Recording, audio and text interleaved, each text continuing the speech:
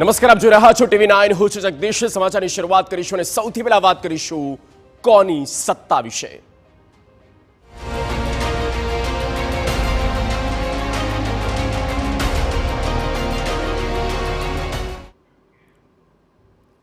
તો દેશભરમાં જેની ચર્ચાઓ ચાલી રહી હતી તે હરિયાણા અને જમ્મુ કાશ્મીર વિધાનસભા ચૂંટણીનું આજે પરિણામ જાહેર થયું છે અને તેમાં પહેલાથી ચર્ચામાં રહેલ હરિયાણા વિધાનસભાની ચૂંટણીમાં ભાજપનું કમળ ખીલ્યું છે.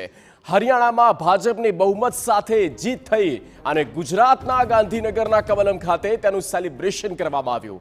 કમલમ ખાતે જલેબી બનાવી પ્રદેશના નેતાઓ અને કાર્યકરો દ્વારા ઉજવણી કરવામાં આવી. CR પાટીલે જલેબી બનાવી અને નેતાઓએ જલેબી ખવડાવી એકબીજાનું મોં મીઠું કરાવી નેતાઓએ આ ઉજવણી કરી. તો CM ભૂપેન્દ્ર પટેલ પણ કમલમ પહોંચી જલેબી ખાઈ મોઢું મીઠું કર્યું. જલેબીથી એકબીજાનું મોઢું મીઠું કરાવી આ નેતાઓએ ગાંધીનગર સ્થિત કોબારા કમલમ ખાતે આ જીતને કંઈક આ રીતે વધાવી અને CR પાટીલે કહ્યું કે હરિયાણાની જનતાનો આભાર માનું છું.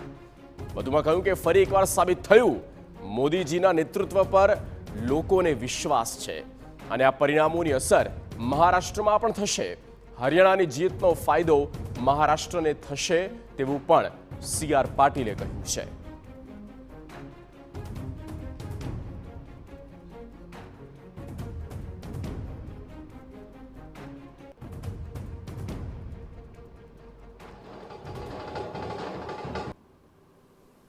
અનેક પ્રિન્ટ અને ઇલેક્ટ્રોનિક મીડિયા દ્વારા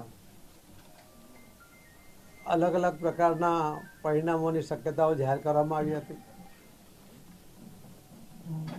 પરંતુ આજે ફરીથી સાબિત થયું છે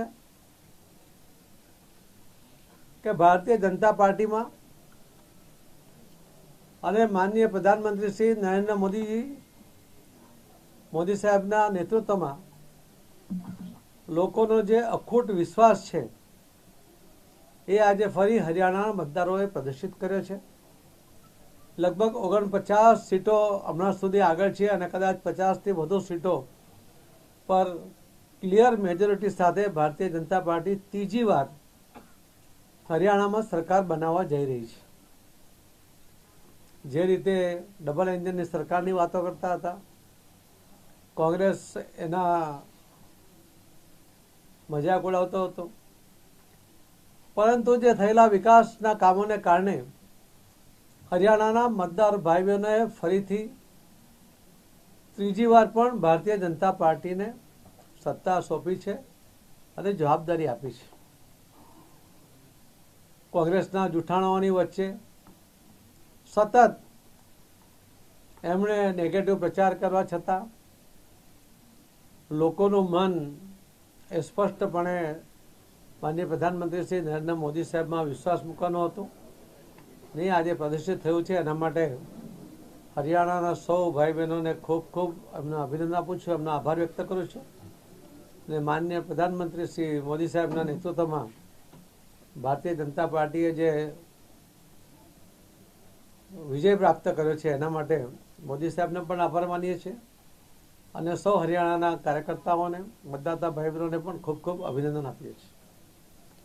જમ્મુ અને કાશ્મીરમાં પણ આપણે જોયું હશે કે માનનીય પ્રધાનમંત્રી શ્રી નરેન્દ્ર મોદી સાહેબે જે રીતે વિકાસ મંત્ર આપ્યો હતો અને આપણા આદરણીય ગૃહમંત્રી શ્રી અમિતભાઈ શાહ સાહેબે પણ ત્યાં આતંકવાદી મુક્ત કાશ્મીર બનાવવા માટેની જે ઝુંબેશ ઉપાડી હતી એના સારા પરિણામો આવ્યા.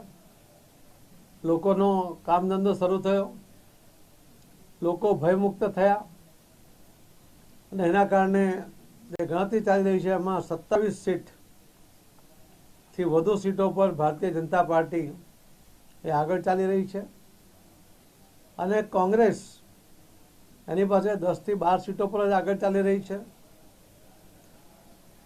ફારૂક અબ્દુલ્લા અને એમની પાર્ટી એ સ્વાભાવિકપણે ત્યાં એમના વિસ્તારમાં જમ્મુ કાશ્મીરના વિસ્તારમાં એ આગળ છે ખીણમાં. પરંતુ ફરીથી પણ આ સાબિત થયું છે કે કાશ્મીરના લોકો પણ વિકાસની રાહ જોતા હતા. કાશ્મીર માટેના 370ની કલમ પછી એમને મળેલી આઝાદી, એમને મળેલા અધિકારોને કારણે એ પણ માનનીય પ્રધાનમંત્રી શ્રી નરેન્દ્ર મોદી સાહેબમાં વિશ્વાસ મૂકતા હતા અને વિકાસની અપેક્ષા પણ કરતા હતા, જે મોદી સાહેબે પૂર્ણ કરી.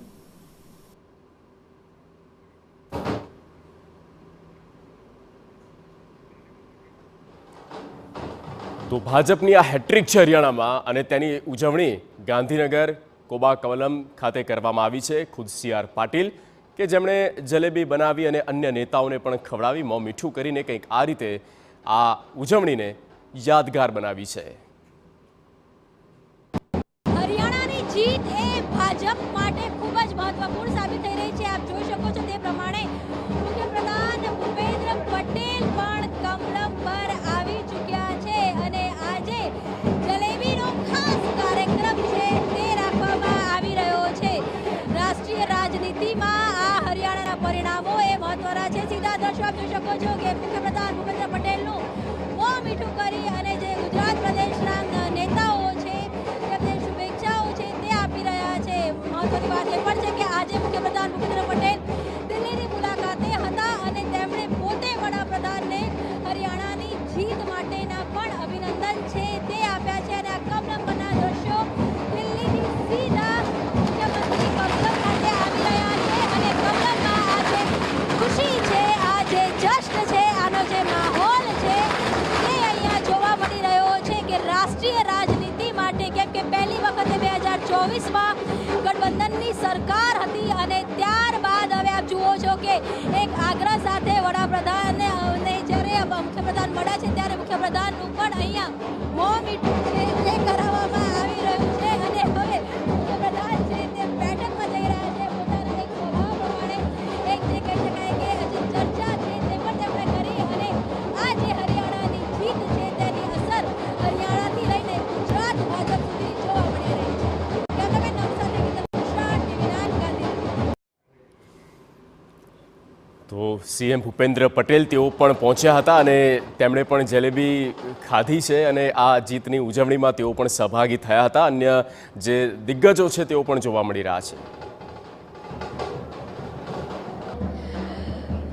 કમલમ ખાતે નેતાઓના આગમનની શરૂઆત થઈ ચૂકી છે. પ્રવક્તા મંત્રી ઋષિકેશભાઈ પટેલ અમારી સાથે છે. ઋષિકેશભાઈ, સામાન્ય રીતે મોડું મીઠું કરાવાતું હોય છે, પરંતુ જલેબી હરિયાણાથી ગુજરાત આવી ગઈ હોય એવું લાગી રહ્યું છે, શું કહેશો?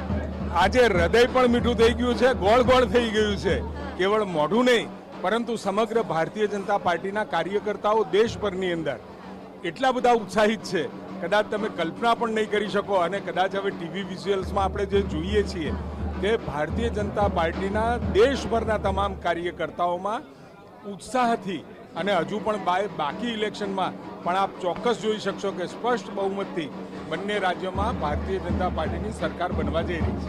ઋષિભાઈ, આ જલેબી છે, જલેબી બનાવીને જલેબી ખવડાવી એ કોંગ્રેસને જવાબ આપવામાં આવી રહ્યો છે. કારણ શું છે જલેબી પાછળ?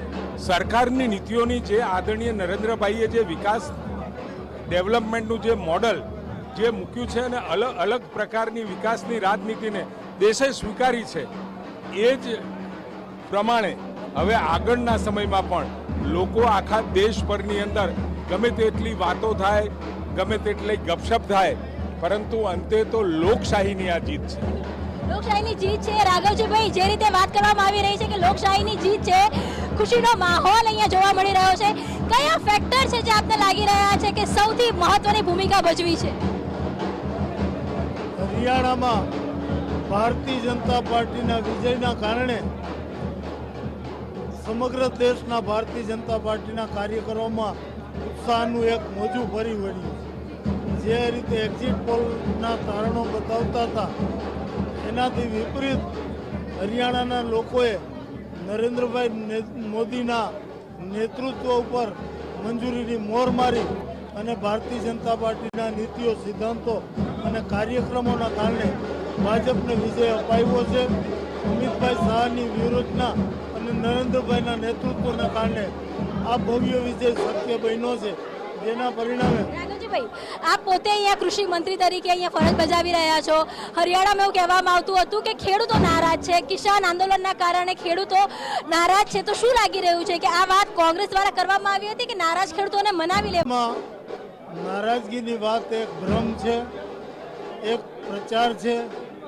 કિસાનોનો ઉત્કર્ષ નરેન્દ્રભાઈના નેતૃત્વ હેઠળ ભારતીય જનતા પાર્ટીની સરકારમાં જે રીતે થયો છે કિસાન તરફી નરેન્દ્રભાઈ મોદીની સરકારનું જે રીતે વલણ રહ્યું છે એ જોતા દેશના કિસાનો પણ નરેન્દ્રભાઈ મોદીના નેતૃત્વમાં પૂરો વિશ્વાસ ધરાવે છે અને એનું પ્રતિબિંબ હરિયાણાની ચૂંટણીમાં જોવા મળે છે. તો જો ખેડૂતો જે છે, ખેડૂતોનો ખૂબ મોટો વર્ગ છે તે ભાજપ સાથે છે, તે જોવા મળી રહ્યું છે, તે જે પ્રતિબિંબ છે તે જોવા મળી રહ્યું છે. પ્રકારની વાત છે તે અત્યારે જે કૃષિ મંત્રી છે તે પણ કરી રહ્યા છે અને તેની સાથે જ એન્ટી ઇન્કમ્બન્સી નહોતી એ પણ ક્યાંક ને ક્યાંક આ જે પરિણામો છે તેના કારણે ભાજપ કહેવામાં ફોર્મ થઈ રહ્યું છે. કેમેરામેન નમ સાથે